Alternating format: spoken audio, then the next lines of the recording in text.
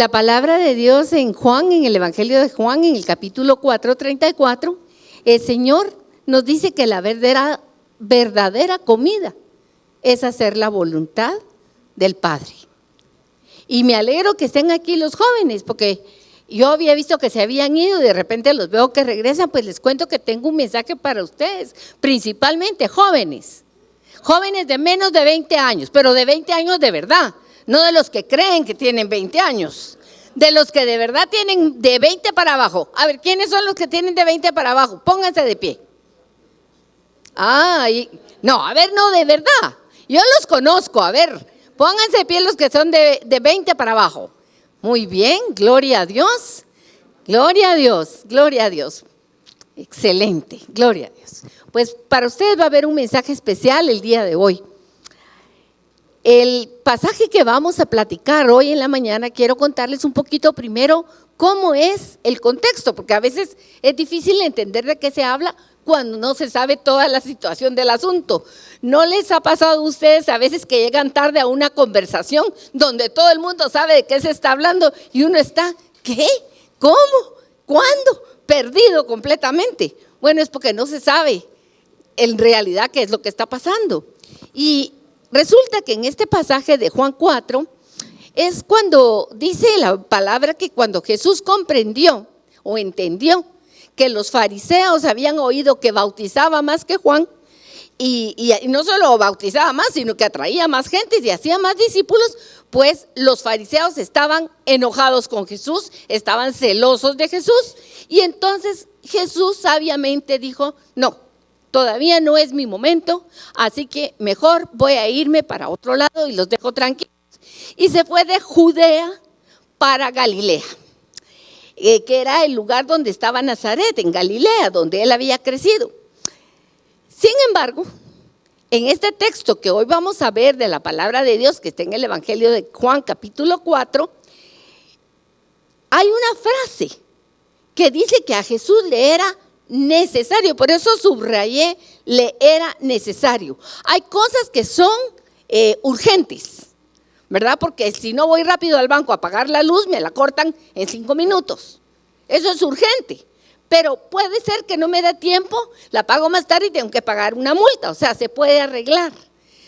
Pero hay otras cosas que no tienen opción de dejarse para más tarde, que son necesidad. Y Jesús, que para Jesús era una necesidad pasar por Samaria. Y entonces uno se pregunta, ¿por qué tenía Jesús esa necesidad? La verdad que la palabra no da una respuesta como de 1, 2, 3, así por esto fue. Sin embargo, cuando uno lee toda la historia, uno descubre que realmente la necesidad era más que una necesidad de Jesús, era algo que el Padre le había dicho a él que tenía que hacer. El Padre lo mandó a ir a Samaria a hacer algo que tenía Jesús que estar ahí a determinada hora. Esto contrasta con lo que cuando Jesús da la orden de que vayan a evangelizar, porque Él les dice que vayan primero a las ovejas perdidas de Israel, que no vayan a ir a la tierra de los gentiles ni a los de Samaria. O sea, había una instrucción específica del mismo Jesús de no ir a los de Samaria. Y uno dirá, ¿por qué? Bueno, había una cierta como animosidad entre, ustedes se recuerdan que aquí en Atitlán hay 2 lugares que todo el tiempo están en las noticias. Yo no me recuerdo, pero son 2 pueblos indígenas que tienen conflicto todo el tiempo por ahí por Nahualá. ¿Han oído de esas noticias? Se disgustan entre ellos, incluso han habido muertos, porque hay conflicto entre estos 2 pueblos. Pues así, algo así era aquí en esta situación. Había una situación que los samaritanos tenían conflicto con los que vivían en Judea, y entonces estaban en pleito, y ellos lo que hacían era evitaban pasar por ahí. Este mapa que les traigo aquí, para que entendamos un poquito las cosas, no sé si se ve, sí se ve. Aquí con esto les voy a señalar, este es el área donde se movía Jesús, donde estaba él predicando, en Judea, en Jerusalén, ahí estaba el templo, ahí estaba también, fueron por ahí cerca las bodas de Caná, por ahí fue donde se encontró con Nicodemo, ¿se recuerdan? Él estaba haciendo todo eso cuando los fariseos se pusieron celosos de Jesús, porque de plano cuando hizo la multiplicación del vino, todo el mundo se enteró de que había un milagro maravilloso. Y después cuando habló con Nicodemo, que fue de noche a verlo, yo no sé, Nicodemo no lo siguió inmediatamente, pero Nicodemo se fue a platicar probablemente con sus compañeros y les contó algo de lo que Jesús le había dicho. Al fin que Jesús tiene que salir de Judea e irse hacia Galilea, que era donde estaba Nazaret. Ahí es donde está señalando el puntero. Pero Samaria estaba en medio. Aquí, a ver, ya no se movió esta cosa. ¿Ya vieron el puntero de donde está Samaria? Y Jesús llega a una ciudad que está cerca de Samaria, que se llamaba Sicar o Siquem. Aquí en Josué tenemos nosotros una frase que Josué dijo en Siquem. Josué se paró delante de todo el pueblo y les dijo: miren mucha, si ustedes quieren, vayan a servir a quien quieran, pero yo y mi casa. Y él tomó esa decisión y a servir por el Señor. Fue ahí, por eso nosotros nos llamamos Casa Josué, casa de decisión. En Siquem hizo el Señor e hizo Josué una decisión de seguir al Señor. Pues Jesús viene y decide atravesar por el área de Samaria y la palabra nos dice que llega como más o menos a la hora sexta.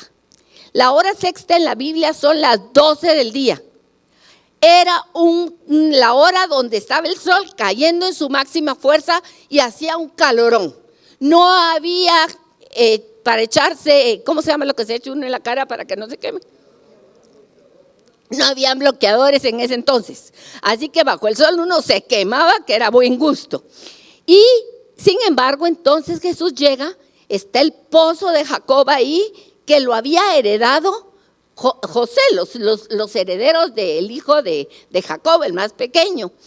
Y ese lugar que Jesús escoge para sentarse en el pozo.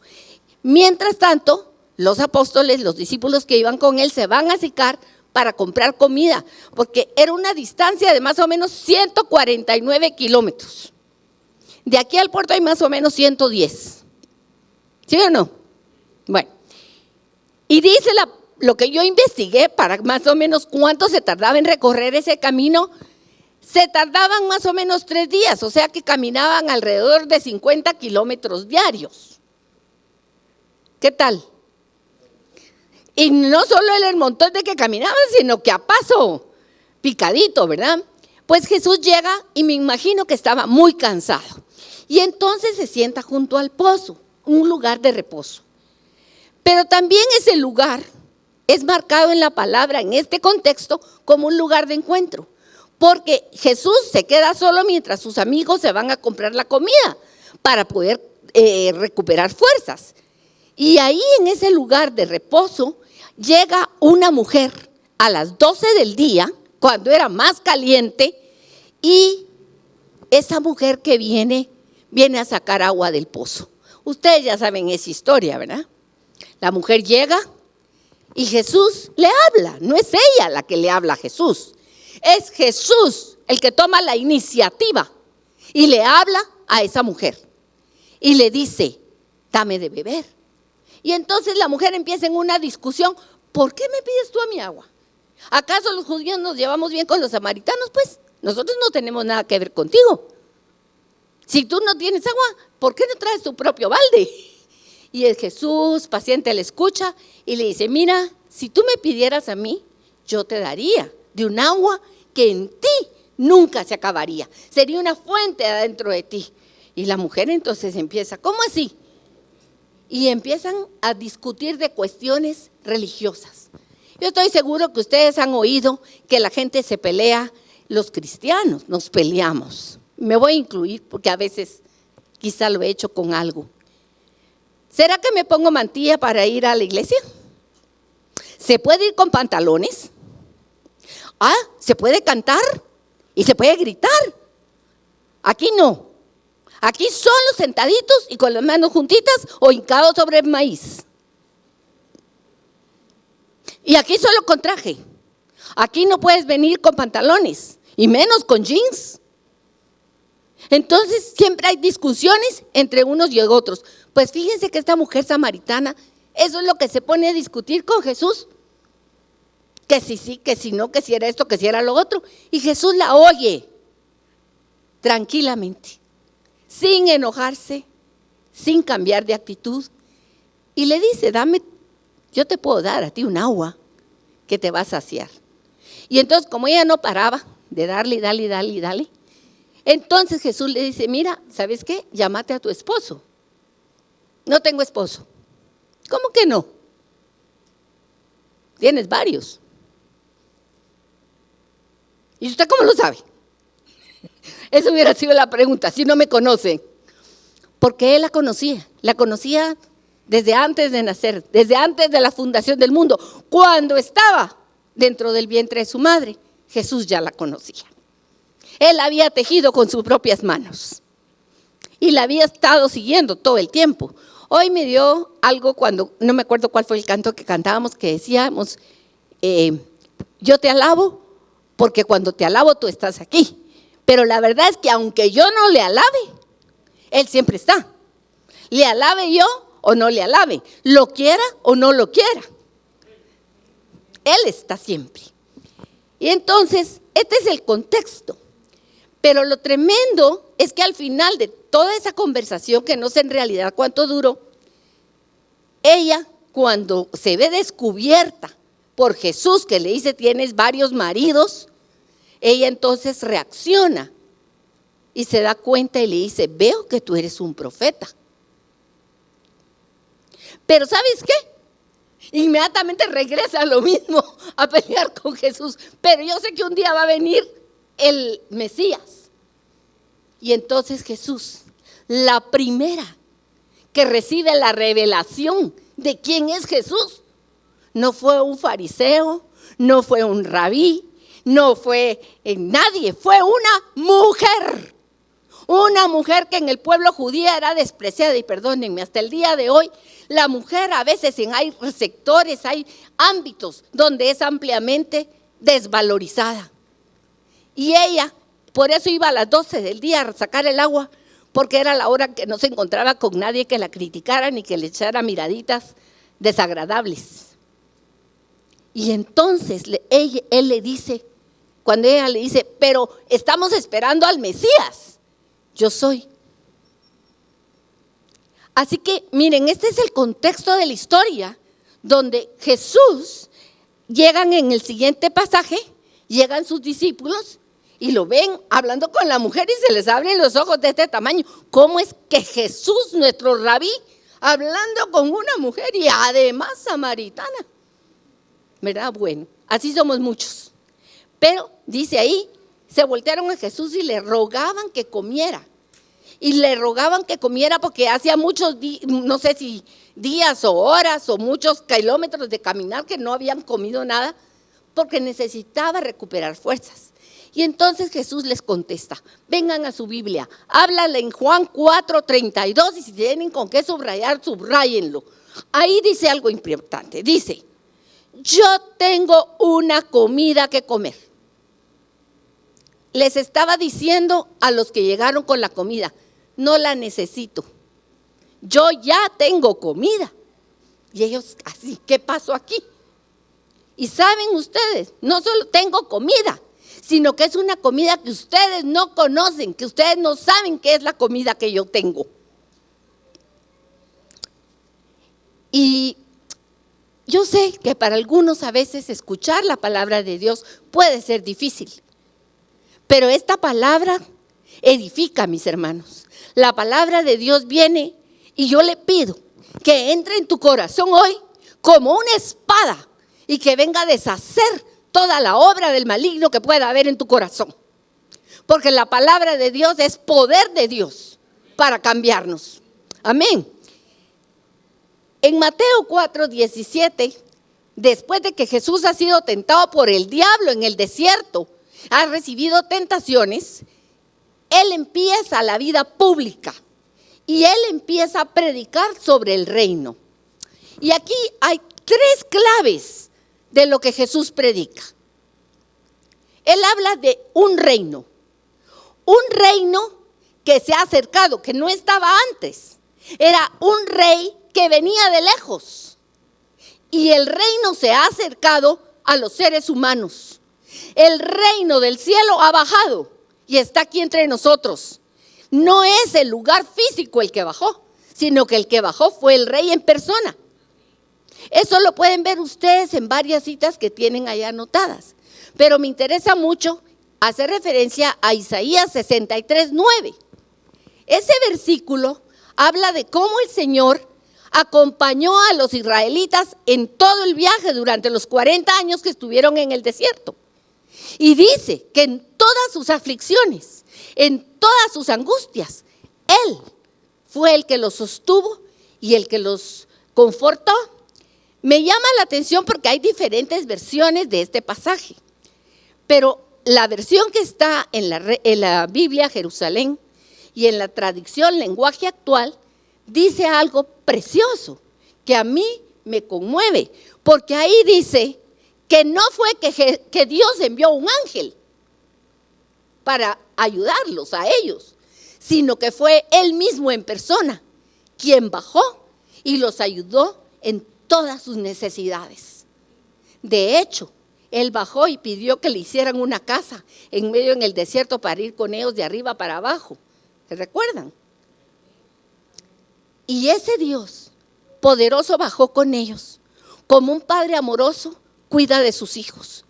Porque aunque ese versículo dice, porque Dios sabía que ellos no mentirían, que eran hijos que no mentirían, ahí yo me cuestiono si el traductor realmente entendió el mensaje.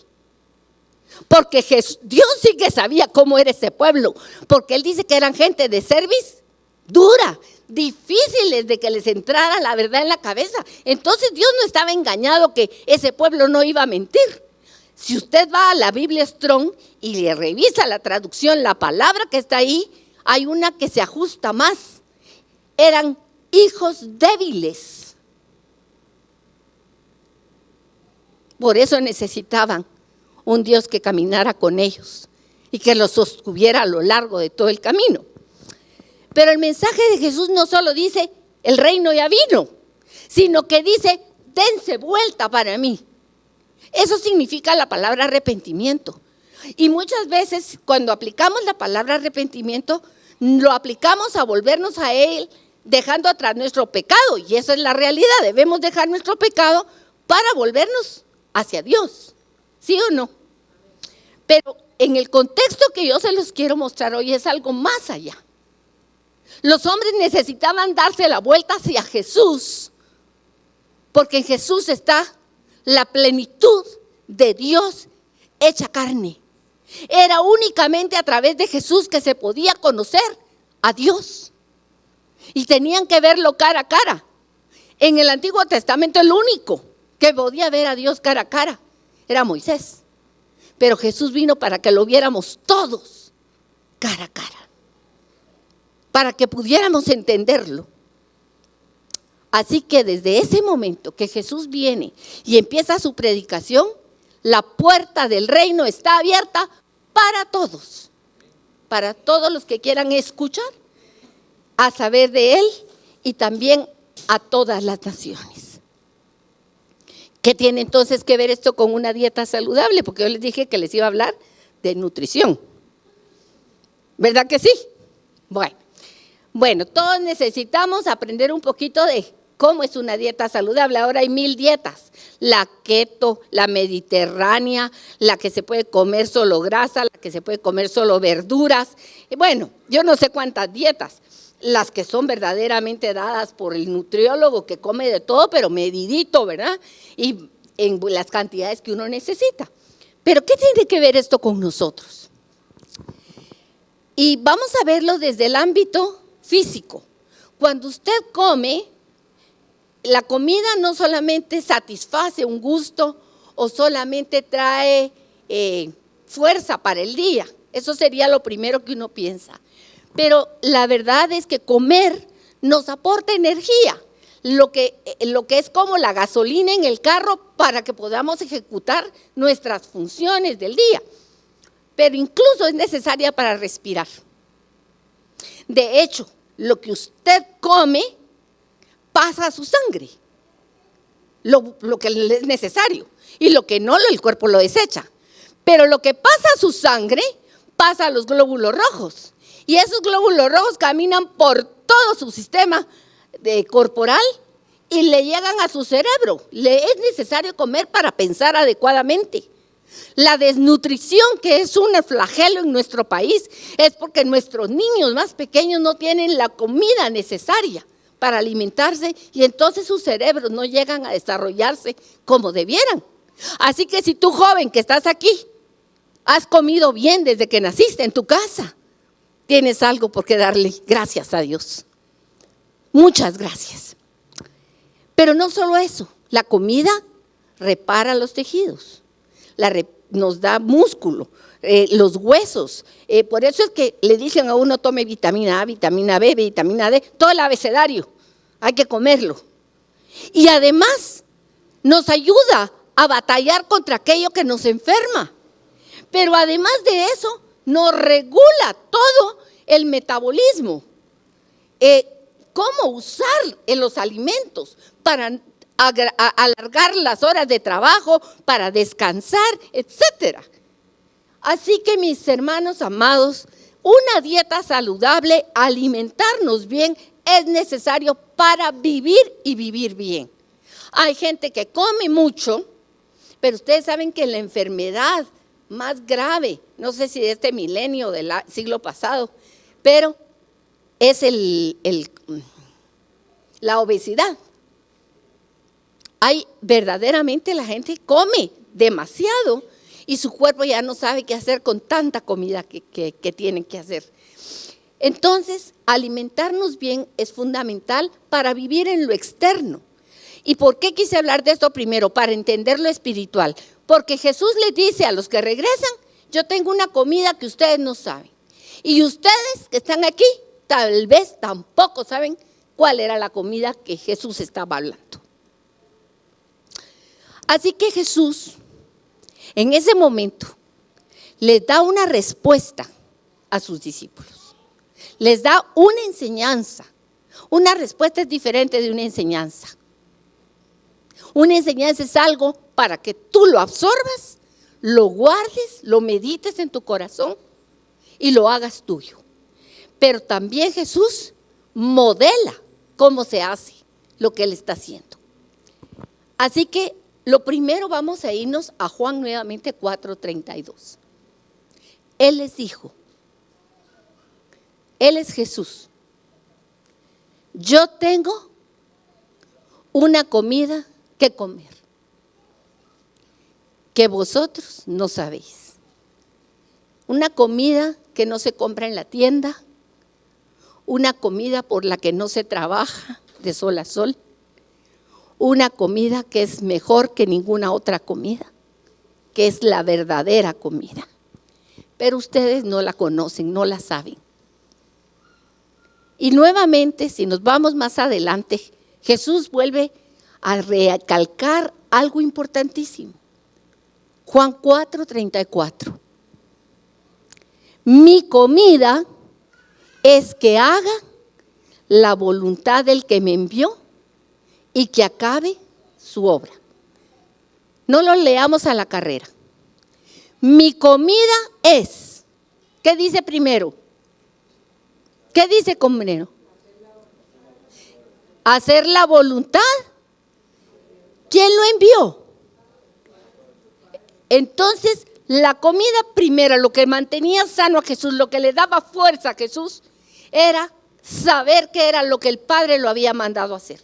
Él tenía que estar en comunión constante con el Padre para saber qué quería Dios de él. Ese día que estaba en el pozo, Dios había hablado con él esa mañana. Su papá le dijo: mi hijo, te vas a ir a Samaria. Ahí va a llegar una mujer a las 12 del mediodía.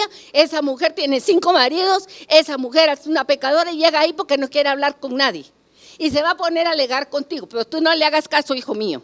Tú te sientas ahí con ella, la escuchas con paciencia y después le dices lo que sabes de ella. Y cuando ella sepa lo que tú sabes, entonces ella se va a dar la vuelta y va a decir, tú eres profeta. Y entonces tú le vas a decir, no, no soy el profeta, yo soy el Mesías.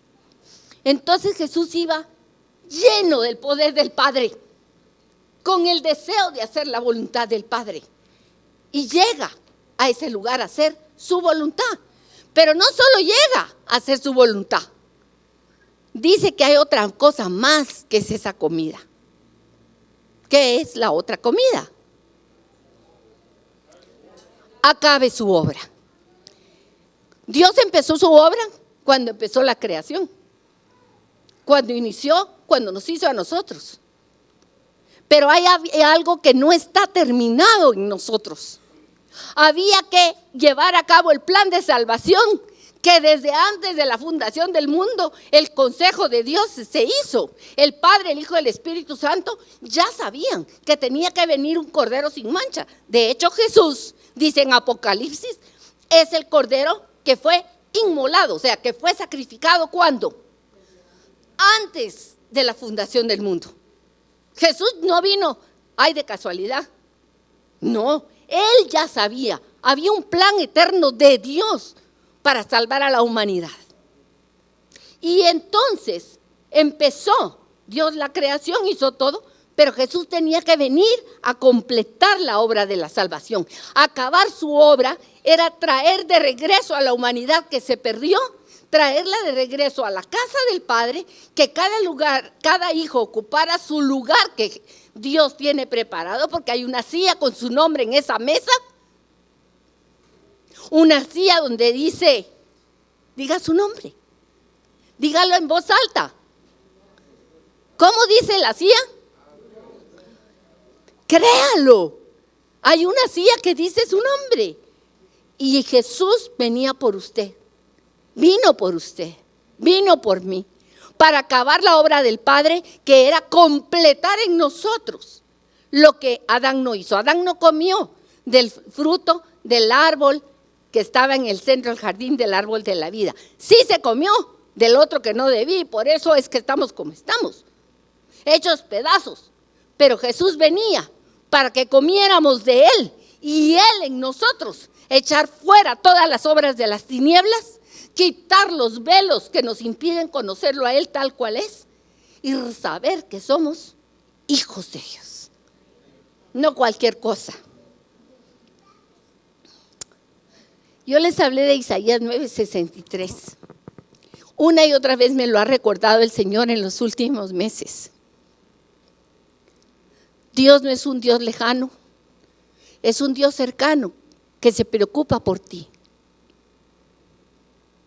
Él se preocupa por Carol. Yo no sé si por usted, pero por mí sí que se preocupa. Yo sé que soy su hija preferida.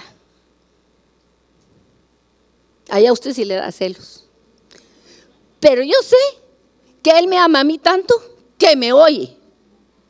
Yo llego a su casa, me meto a su cuarto y le digo, cárgame, como le decía hoy mi hermano, levántame en tus brazos, me siento en su regazo y ahí yo le platico y le digo, ¿y qué parece? Que al día siguiente, ¡pum!, suceden las cosas, porque mi papá me escucha y me responde prontamente. Y perdónenme, no estoy siendo, ¿cómo se diría?, jactanciosa. Lo he experimentado y lo hemos experimentado. Tengo hermanas aquí que me acompañan en las oraciones de todos los días.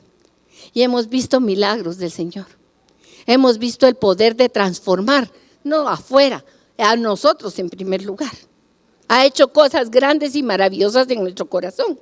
Así que yo conozco que es un papá que de trabajo tiene el oficio de Dios. Pero mi papá se preocupa por mí.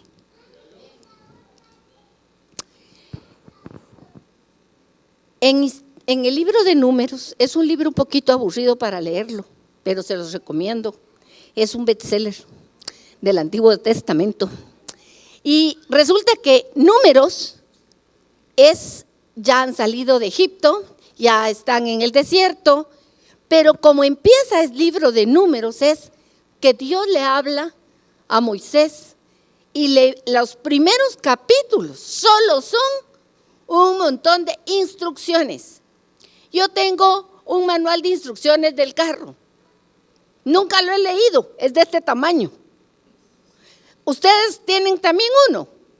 ¿Habrá alguno aquí que haya leído el libro de instrucciones de su carro? Hasta que a uno se le apaga una lucecita o se le queda parado en algún lado. ¿Qué será la lucecita?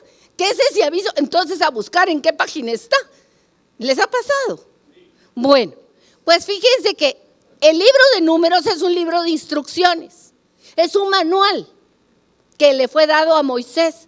De boca de Dios le dio las instrucciones de cómo deberían de hacerse las cosas. Porque habían salido de Egipto, estaban en el desierto y eran más de 1 millón de personas ahí que había que organizarse. Y entonces Dios, con gran amor, con gran misericordia, como un papá, le dice a Moisés: mira, lo primero que vamos a hacer es contar a la gente. Divídelos por familias, saber cuántos hay de cada familia. De las 12 tribus de Jacob, a ver cuántos hay. Solo a los hijos de Leví no vas a contar. Vas a contar a todos los demás. De 20 años para arriba. Después manda a contar a los levitas, a ver cuántos levitas habían. De 30 para arriba. Después manda a contar a los primogénitos, a los primeros nacidos de cada familia. ¿Saben ustedes que habían 22.273, creo que era el número, de primogénitos, o sea, de nacidos número 1. Y levitas solo había 22,000. Entonces Dios le dice: los levitas son míos y los primogénitos también son míos, pero vamos a cambiarlos. Los levitas van a ser para mí, los primogénitos se van a quedar en su casa. Los que me van a servir son los levitas. Pero como se pasan del número, hay que redimir a esos 273 que no alcanzaron los levitas y van a pagar 5 ciclos por cada uno de esos primogénitos para que ellos se queden en su casa.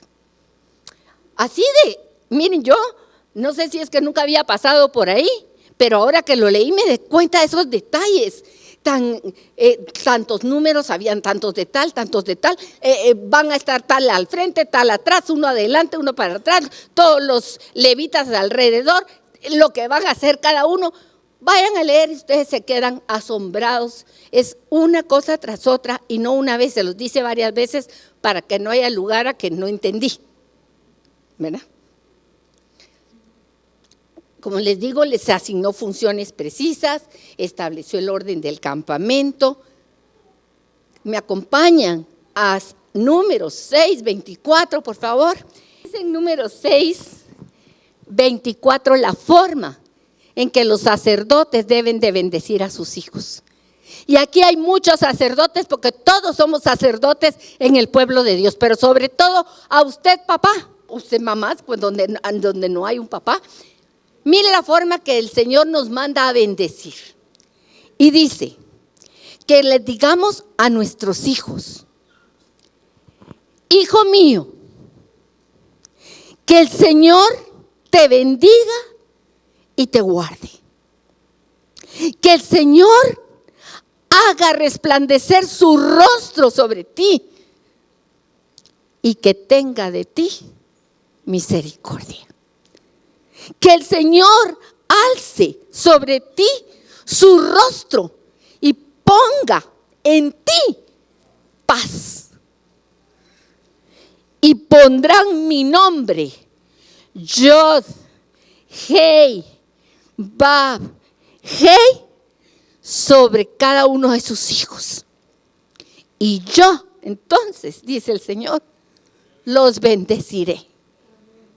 No se trata de muchas palabras, sino del poder de la palabra de Dios, que nos dice cómo podemos hablar un bien sobre nuestros hijos.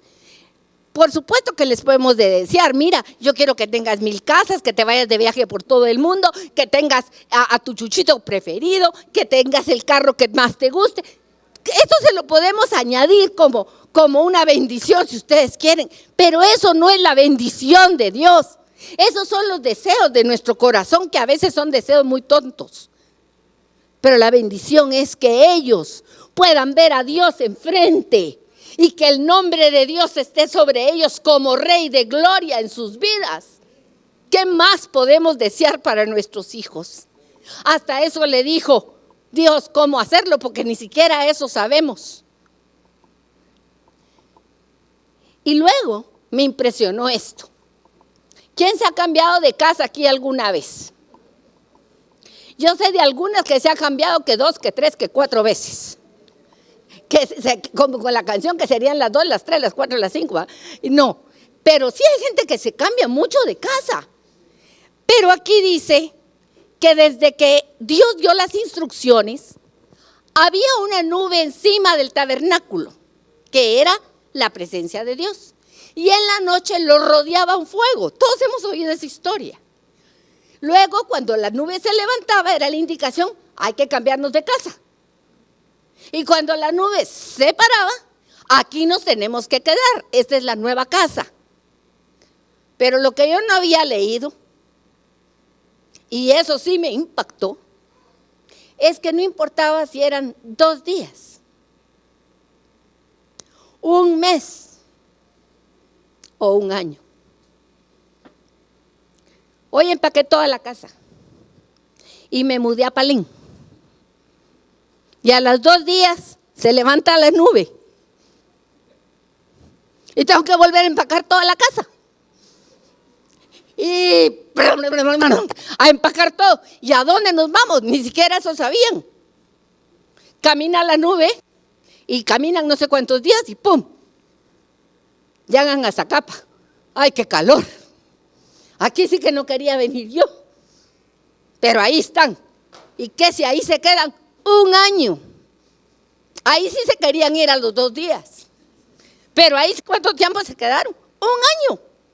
Y al año, ¡pum!, se levanta la nube.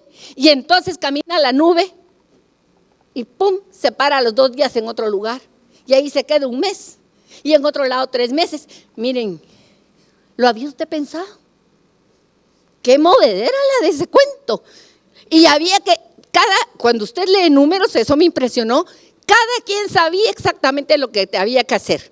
Cada quien sabía que tenía que recoger su ropa, que tenía que meter las camisas, que no debía dejar olvidadas las medicinas. Yo no sé si alguno de ustedes se ha ido de viaje ya cuando va por ahí en el camino. ¿Le ha pasado? Algo dejó olvidado. Pues ahí no había oportunidad, no podían dejar nada del tabernáculo olvidado. Así que a mí eso me impactó. Qué instrucciones de Dios tan precisas para la vida. Y dice la palabra de Dios que esto es un ejemplo para nosotros. El instructivo de Dios para nosotros es su palabra. Aquí nos dice todo lo que hay que hacer en la vida. Nos habla del dinero, nos habla de la familia, nos habla de la enfermedad, de todo. Pero hay quienes ni siquiera la han leído una vez. Si tú no la has leído, léela. Tal vez no vas a entender, así como decimos aquí en Guatemala, ni jota. Se lee y se pasa, como cuando un niño está empezando a leer, no entiende qué es lo que lee, solamente está descifrando signos. Pero se espera que ya ha llegado a 5º, 6º grado, el niño tenga comprensión de lectura. A ver, jóvenes aquí que están en 5º, 6º, primero básico, segundo básico, si usted no tiene entendimiento de lo que lee, usted está, perdonen, no voy a decir la palabra, pero le va mal. Porque de plano que no va a poder contestar en el examen lo que le están preguntando, porque no entiende de qué se trata. Por eso la comprensión de las cosas es invaluable. Ahora bien, mis hermanos, quiero contarles que este pueblo tenía una mentalidad de esclavo. ¿De dónde habían salido los israelitas? ¿Dónde estuvieron 400 años viviendo presos y bajo servidumbre? Ellos tenían unos capataces que le decían: te levantas a las 4 de la mañana, trabajas desde que sale el sol hasta las 2 de la noche, y luego no puedes comer más que esto, y tienes que hacer tantos ladrillos, y vas a ir a eso, y solo una botellita de agua, y comida, la que sobre de nosotros. No tenían derecho a fines de semana, ni de irse de vacaciones, no sabían lo que era disfrutar de una mesa bien puesta, nada, eran esclavos.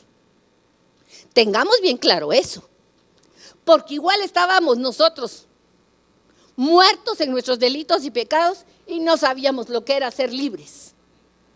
Pero nuestro Señor nos sacó de la esclavitud a libertad.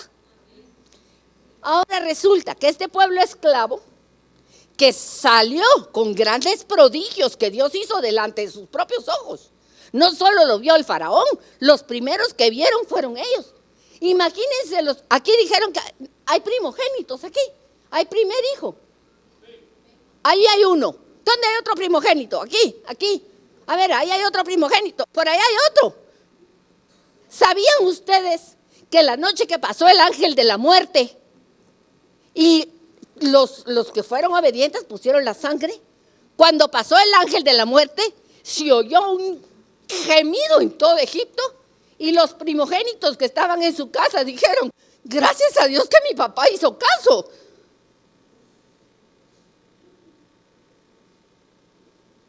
¿Lo habías pensado? La sangre de un inocente marcaba aquella casa, como la sangre de Cristo Jesús ha marcado nuestra vida. El que ha creído en Jesús, su sangre está sobre tu vida y la muerte ya no tiene poder sobre ti. Esa es la bendición. Pero este pueblo, aunque vio, salió con la mente, no le cambió. Algunos de ustedes le ha dicho es que no les entra. Ahí hay gente que no le entra. ¿Verdad que lo hemos dicho? ¿Qué cosa que no le bueno, el primer lugar donde empezaron las quejas fue recién salidos en un estanque que el agua estaba amarga. Pero en lugar de ir a Dios y pedirle, habían visto los grandes milagros que había hecho, se fueron a quejar con Moisés, a llorar con Moisés. Primer lugar. Después se cansaron de comer maná. En Egipto no comían nada bueno, pero después, es que siempre maná. Ya estoy aburrido del maná. Ahora quiero carne. ¿Cuánto deseo el pescado, la carne? Por eso puse el tenedor ahí con los 2 filetones. Pero ¿qué carne si ellos no comían nada?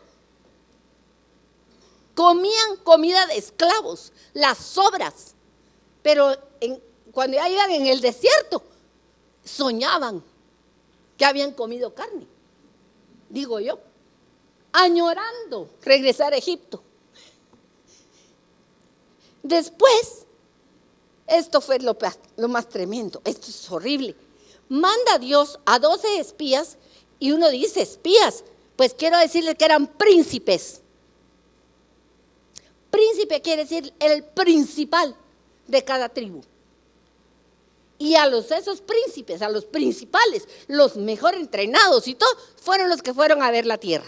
La recogieron y vieron que la tierra era preciosa. De hecho, cuando regresan dicen, una tierra que emana leche y miel, muchachos. Miren, está buenísima. Pero ¿saben qué? Ahí está Amalek, por el Negev.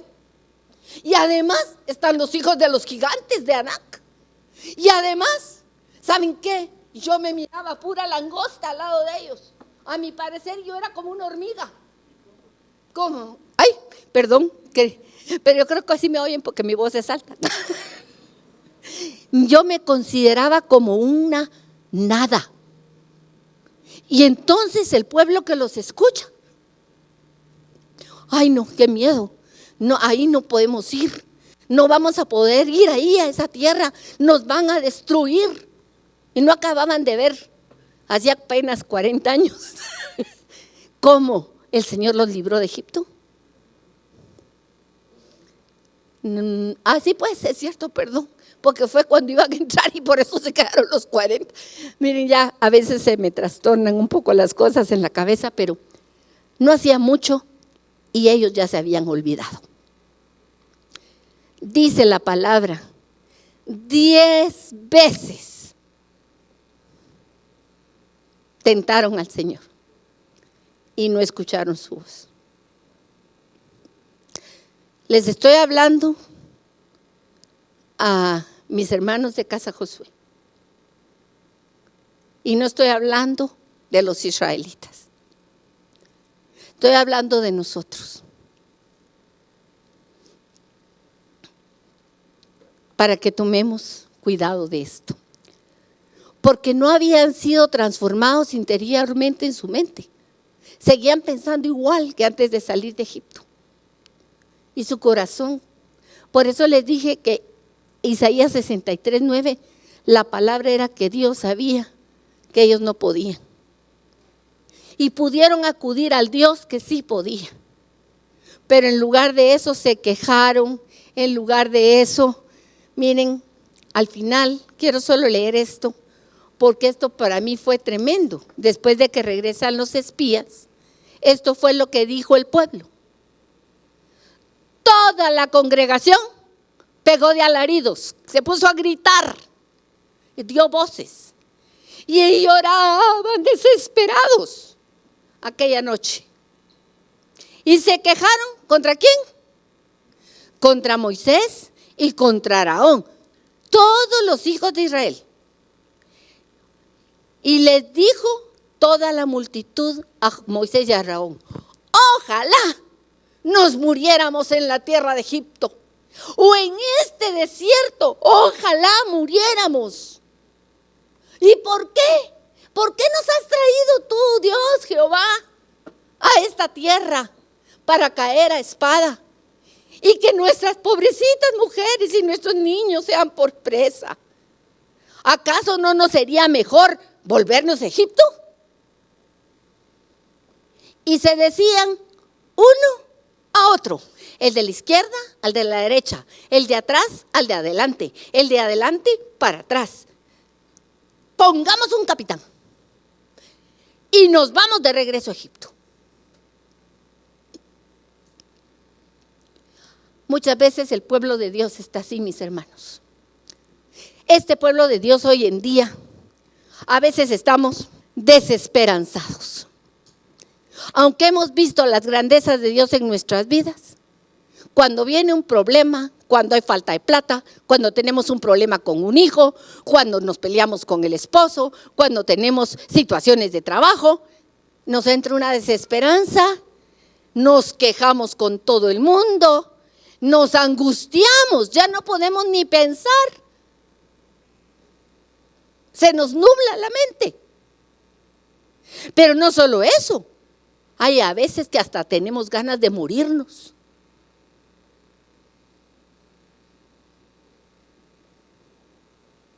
Yo no le voy a decir a usted, a mí en alguna ocasión me ha pasado esa idea por la mente, no que yo lo quiera, pero hay alguien interesado en que yo quiera eso. ¿Por qué? Porque como dijo Pablo, mejor me sería estar allá con el Señor que seguir aquí. Porque cuando veo tanto dolor, tanta tristeza, tanta angustia, ¡pum!, se pasa esa idea. Pero no, ellos decían, me quiero morir. Y encima culpando a Dios de todo lo que les pasaba, cuando 10 veces. Ahí 10 veces significa como, qué necedad, una tras otra, no hacían caso. Sabían lo que había que hacer, pero hacían lo que se les daba la gana. Y les dije, los jóvenes que están aquí de 20 años, menores de 20 años, porque a la tierra prometida no entró ninguno de los mayores de 20 años. Los que iban, los que salieron, se murieron en el desierto. Los que nacieron en el desierto, que eran menores de 20 años, esos fueron la generación guerrera que entraron y conquistaron Canaán. Porque ellos ya no tenían mente de esclavitud.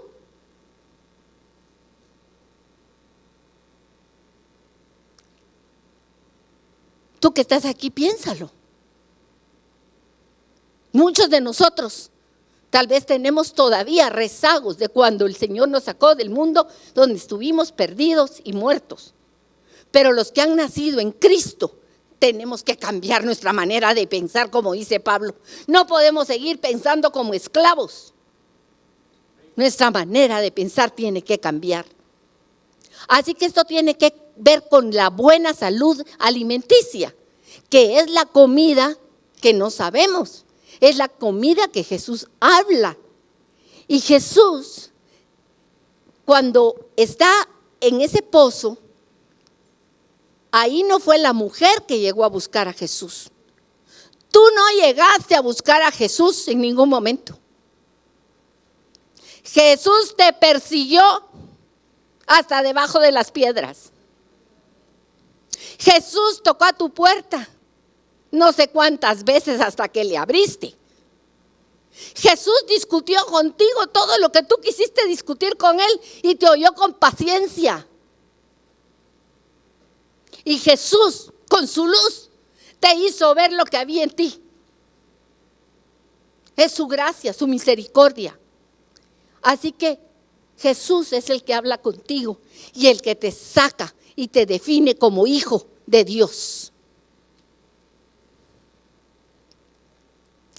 Y Él dijo, el que quiera hacerse grande, que sea vuestro servidor. Y el que quiera ser el primero, que sea siervo.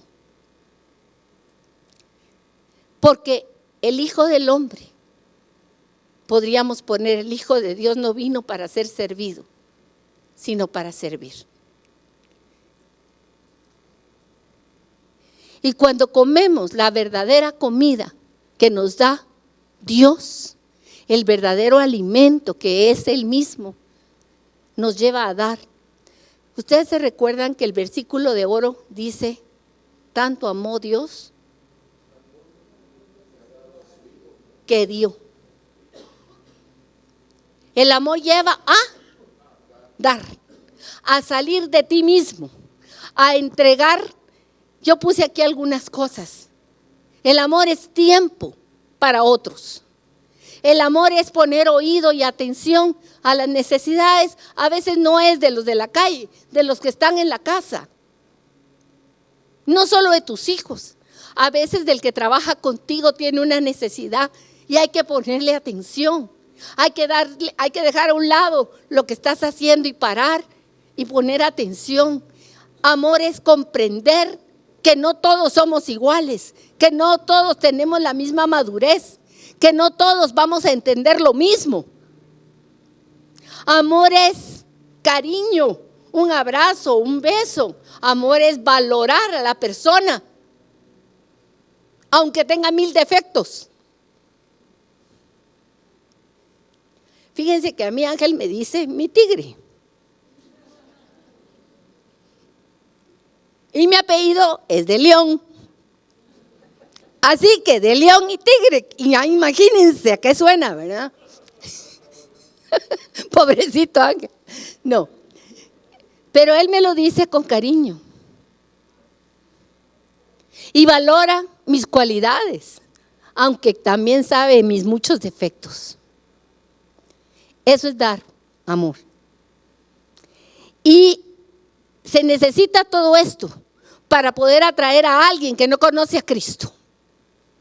A veces el que no conoce a Cristo es tu hijo. A veces el que no conoce a Cristo es tu esposo. A veces el que no conoce a Cristo es tu hija, tu mamá. A veces es la vecina, pero ir con la vecina a hablarle de Jesús es re fácil. Hablarle a tu hermano con quien te peleaste hace 10 años y no lo has visto en 10 años y que te quiera oír. Eso ya es otros 25 len dirían por ahí, ¿verdad? O sea, para atraer a alguien se necesita despojarte de ti y botar barreras. Esa es la comida que Jesús sabía. Y Él vino no solo para darnos de comer, sino a dar su vida. Y esa vida que entregó en esa cruz del Calvario que está ahí, y fue el final de todo un proceso. Él empieza metiéndose en el río Jordán y se bautiza. Y cuando se va a bautizar, su primo Juan Le dice, pero Jesús, ¿cómo te vas a meter tú al agua donde se han metido todos los cochinos pecadores de aquí? Yo le pongo su salsita, ¿no?, a los tacos. No dice así, pero algo parecido. ¿Cómo te vas a bautizar tú, Jesús? En ti no hay pecado. Y él dice, es necesario que se cumpla toda justicia. Entró en el río Jordán, donde muchos habían entrado para confesar sus pecados, sus asesinatos, sus lujurias, sus enojos, sus tristezas, su falta de confianza en Dios, qué sé yo. Y Jesús, que no tenía nada, se metió en esa huachuca de pecado. Tal vez estaba transparente a los ojos de las personas, pero era un río chuco. Ustedes no han visto todos esos ríos que están a lo largo del camino para la costa, que cuando uno pasa ve los canastos de basura, el agua apesta. Pues eso es un reflejo de lo que era el Jordán, donde Jesús se metió y recibió sobre sí la carga de la inmundicia humana. Y se levantó y salió del río Jordán y se paró. Y entonces se abrió el cielo. Y Jesús no estaba limpio, porque había recibido toda nuestra inmundicia. La tuya, de que estás aquí sentado también. La mía. Y se abrió el cielo. Y se oyó una voz que dijo, este es mi hijo amado. Pónganle atención, escúchenlo, porque Él soy yo, porque Él les dice quién soy yo. Él es el Cordero que llevó nuestro pecado. Y sus últimas palabras en la cruz: he completado la obra. Consumado es. Significa, acabé todo lo que me dijiste, Padre. Ya no hay nada más que hacer. Les mostré tu rostro. He cargado todo su pecado. He clavado esa acta de decretos que pesaba en su contra, está anulada. Ya no hay pecado por el que tú no puedas entrar al cielo, porque Cristo anuló el acta que decía condenado a muerte. La canceló. Y no solo eso, triunfó ya. Él no va a triunfar al final. Él ya triunfó sobre el enemigo, sobre Satanás. Ya le aplastó la cabeza.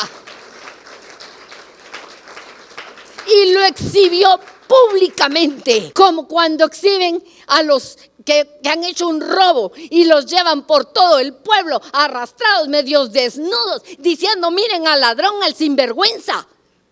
Pues así fue cuando Jesucristo se levantó de la tumba, llevaba arrastrado a Satanás y a todos sus demonios, diciendo, ya no tienen poder. He recuperado lo que se había perdido. Los exhibió públicamente. Lo malo es que muchas veces tenemos los ojos cerrados ante el desfile victorioso de Cristo. Abre tus ojos, tú guerrero de Dios, tú guerrera. Ahí hay otros guerreros. Ustedes son la generación de guerreros que pueden conquistar la tierra prometida. Y nosotros los grandes también, porque ¿saben qué? Dios ha hecho una promesa.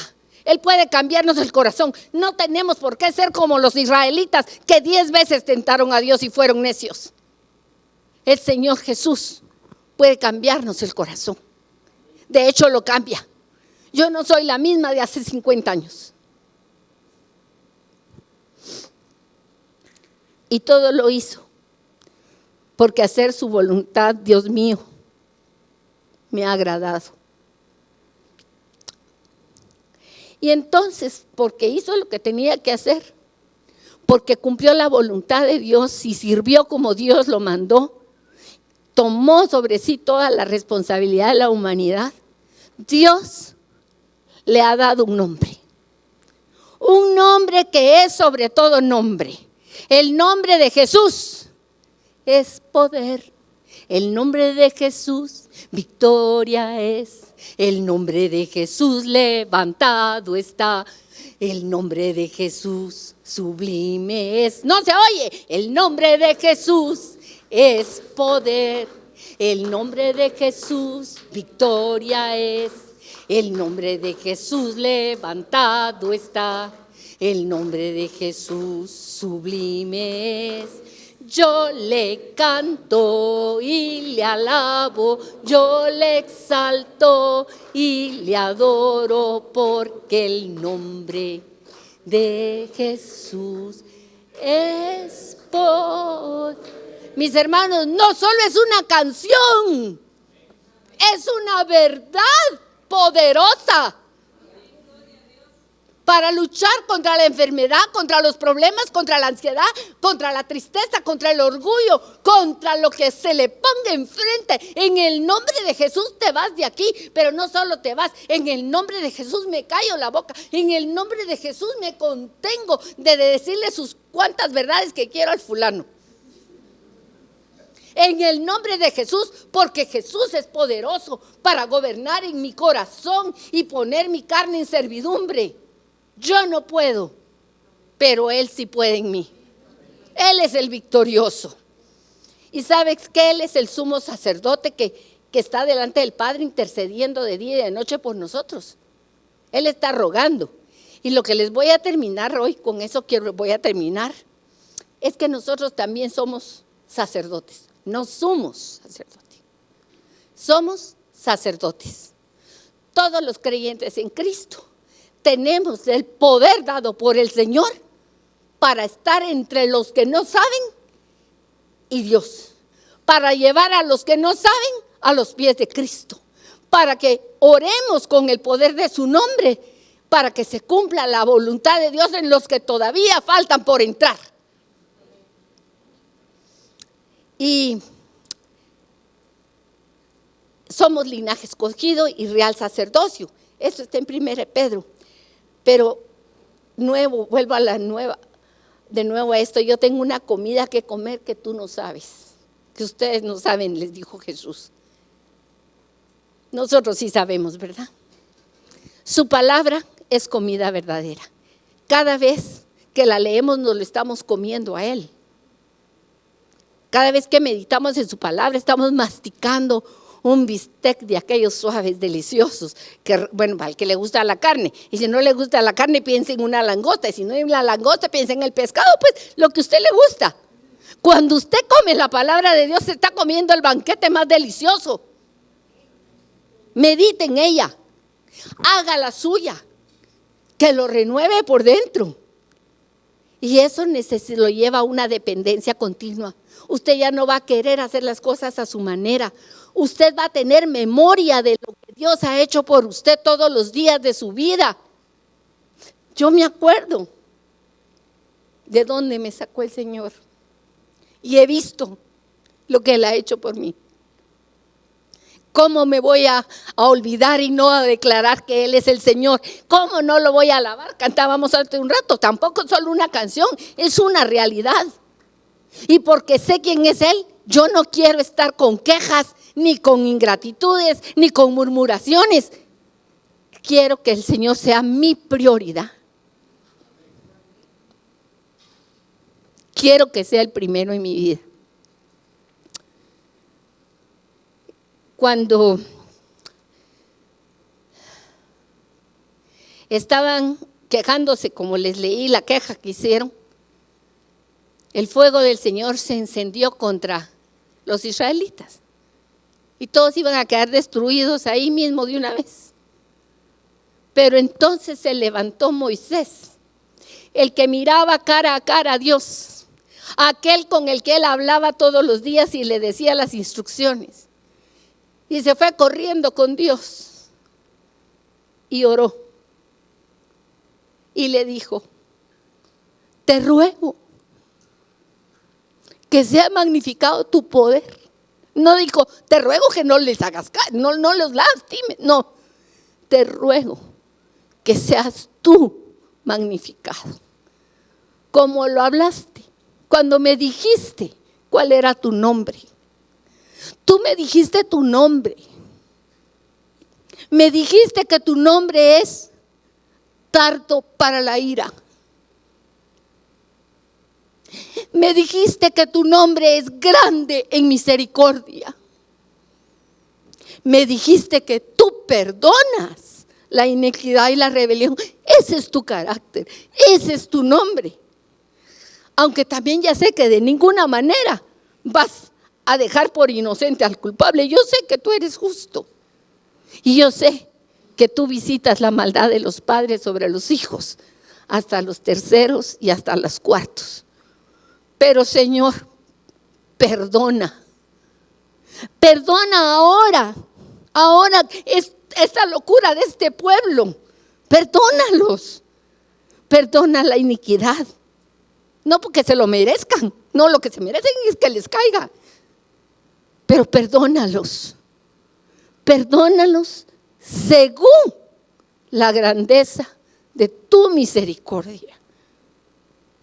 Y como has perdonado a este pueblo desde Egipto hasta aquí, cada vez, una y otra vez. Y nosotros conocemos cara a cara a ese Dios que es rico en misericordia, que perdona la iniquidad, que es grande en amor, que es justo. Pero podemos interceder por tantos, mis hermanos. Podemos clamar con un corazón de hijo por nuestros hermanos y aún por los que no lo son. Gracias, Padre, por esa comida verdadera. Tú eres mi pan de vida. Fuera de ti, ni soy, ni tengo nada. Y hoy traigo mis cargas ante ti. Algunas traemos dolor y tristeza por alguien, pesar por enfermedad de alguien. Hace años, desde el 2020 o 21, oramos por varios presos que conocemos. Justamente están presos algunos, pero oramos por ellos. Oramos por enfermos que no conocemos tampoco, pero que tú sí conoces. Pero especialmente oramos por nuestros hijos, por nuestros cónyuges. Hoy levantamos, Señor, nuestro corazón a ti, con esperanza, con la seguridad de la fe, de que eres un Padre que nos escuchas y que eres un Dios de misericordia. Perdona, Señor, por honor de tu nombre, por amor a tu nombre. Y levántanos, Señor. Levántanos para salir como saliste tú, a llevar lo que el Padre quería que llevaras a esa mujer. Así hoy, Señor, ¿cuántos hay alrededor nuestro que necesitan ese amor tuyo, ese consuelo, tu presencia, Señor? Bendito sea tu nombre.